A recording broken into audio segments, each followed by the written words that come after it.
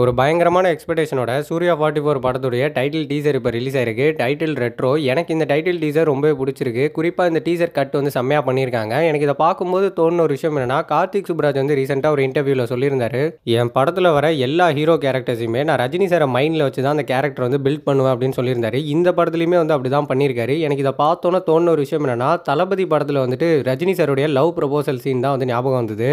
ஏன்னா தளபதி படத்தில் வர அந்த ப்ரொபோசல் சீனில் வந்து பார்த்தீங்கன்னா, ரஜினி சாரும் சோபனா மேமும் இதே மாதிரியான ஒரு லேண்ட்ஸ்கேப்பில் தான் உட்காந்து பேசிட்டு இருப்பாங்க. அதாவது ஸ்டெப்ஸில்.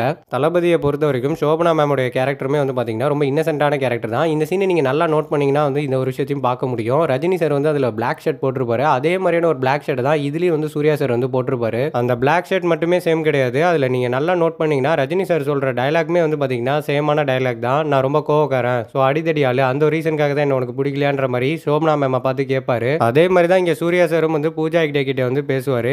எனக்கு என்னமோ இந்த தளபதி படத்தில் வர இந்த ஒரு சீனை தான் லைட்டாக எலாபரேட் பண்ணி ஸோ அந்த டைட்டில் டீசருக்காக செம்மையாக வந்து ரெடி பண்ணியிருக்காங்கன்னு நினைக்கிறேன். ஏன்னா தளபதி படத்துலையுமே நம்ம ரஜினி சாருடைய கேரக்டரும் இதே மாதிரி தான். அவரும் ஒரு ரவுடி தான். ஸோ அவருக்கு இந்த ஆசை பாசம்லாம் எதுவுமே கிடையாது. ஆனால் சோபனா மேம் கிட்ட பேசி பழக ஆரம்பிச்சதுக்கப்புறமா அவருடைய கேரக்டர் வந்து கொஞ்சம் கொஞ்சமாக மாறும். அதே மாதிரி தான் இங்கே சூர்யா சாருடைய கேரக்டரையும் டிசைன் பண்ணியிருக்காரு போல. அண்ட் ஃபைனலாக இந்த ரெண்டு சீனுக்கு ஒன்றும் பெரிய டிஃப்ரென்ஸ்லாம் கிடையாது. அந்த தளபதி படத்தில் வர சீன் வந்துட்டு டே டைமில் எடுத்திருக்காங்க. ரெட்ரோவில் வர இந்த சீன் வந்துட்டு நைட் டைமில் எடுத்திருக்காங்க. அதில் சோபனா மேம் வந்து பேசுவாங்க. இதில் பூஜா ஹெக்டே பேசவே இல்லை. மேபி இந்த படத்தில் அவங்க ஊமையாக கூட இருக்கலாம்னு நினைக்கிறேன். அண்ட் ரெட்ரோவில் நம்ம சூர்யா சாருக்கு ரெண்டு லுக் இருக்குது. அதில் கேங்ஸ்டா வரக்கூடிய சூர்யா சாரோட லுக்கை நம்ம வந்து பார்த்தோம்னா, ஜானி படத்துலையுமே நம்ம ரஜினி சாரோட லுக் இப்படி தான் இருக்கும். ஸோ அதை இன்ஸ்பயர் பண்ணி தான் கார்த்திக் சுப்ராஜ் சார் வந்து இந்த படத்தில் சூர்யா சாருக்கு இதை ட்ரை பண்ணியிருக்காருன்னு நினைக்கிறேன். அண்ட் இந்த டைட்டில் டீசர்லேயே ஆல்மோஸ்ட் வந்து படத்துடைய ஒன்லைனே வந்து சொல்லிட்டாங்க. ஸோ அவங்க அப்பாவோட சேர்ந்து ஒரு பெரிய டீல் பண்ணிட்டு இருக்காரு. ஒரு கட்டத்தில் பூஜா ஹெக்டேவை பார்த்ததுக்கப்புறமா அதுலேருந்து வெளியில் வந்து ஸோ பூஜா ஹெக்டே கிட்ட ப்ராமிஸ் பண்ணி கொடுக்குறாரு. அப்படி தான் வந்து இந்த டைட்டில் டீசரில் காமிச்சிருக்காங்க.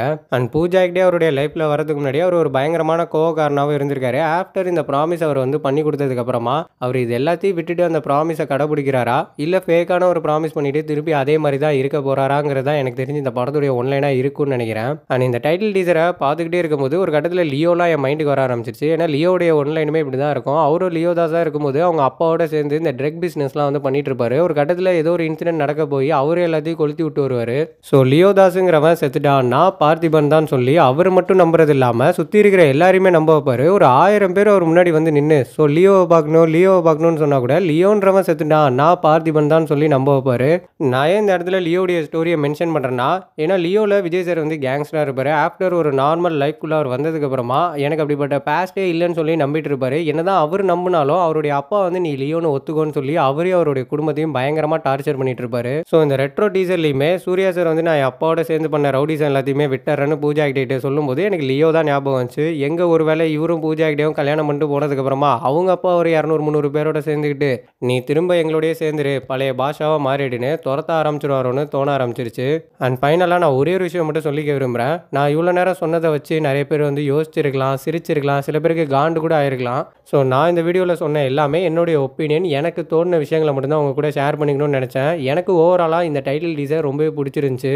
அண்ட் நான் இதில் ரொம்ப பெரிய ஹைலைட்டாக பார்க்குறது சனாவுடைய பேக்ரவுண்ட் ஸ்கோர் தான். ஸோ அவருடைய ஸ்டைலில் வழக்கமான கார்த்திக் சுப்ராஜ் சாருடைய படங்களுக்கு அவர் எந்த மாதிரியான ஒரு ரெட்ரோ பிஜிஎம் போடுவாரோ அதே மாதிரி தான் இதுலேயும் வந்து கொடுத்துருக்காரு. அதுவும் டீசரோட எண்டிங்கில் லாஸ்ட் 30 செகண்டில் ஒரு பிஜிஎம் வரும். அதெல்லாம் வேற மாதிரி பண்ணிட்டாரு மனுஷன். ஸோ சூர்யா சாரை பொறுத்த வரைக்கும் ரொம்ப நல்ல மனுஷன். ஆனால் அவருக்கு ஒரு 6-7 வருஷமாக எந்த ஒரு தேட்டரிக்கல் ஹிட்டும் பெருசாக இல்லை. இந்த இயரில் ரிலீஸ் ஆன கங்குவா வந்து பார்த்தீங்கன்னா பெரிய டிசாஸ்டராக மாறிடுச்சு. ஸோ இந்த ரெட்ரோ வந்து அவருடைய கெரியரில் ரொம்ப முக்கியமான ஒரு படம். நான் கடைசியாக சொல்லணும்னு நினைக்கிறது ஒரே ஒரு விஷயம் தான். டீசர் நல்லா இருக்கு, ட்ரெய்லர் நல்லா இருக்குன்னா நம்ம படத்து மேலே அதிகமான எக்ஸ்பெக்டேஷன்ஸ்லாம் வச்சுக்க வேணாம். நார்மலான ஒரு எக்ஸ்பெக்டேஷனே இந்த படம் மேலே இருக்கட்டும். கண்டிப்பாக அந்த படம் பந்தயம் அடிக்கும் நம்புவோம். அவ்வளோதான். உங்களுக்கு இந்த டீசர் எப்படி இருக்குங்கிறத மறக்காமல் கமெண்ட்டில் மென்ஷன் பண்ணுங்கள்.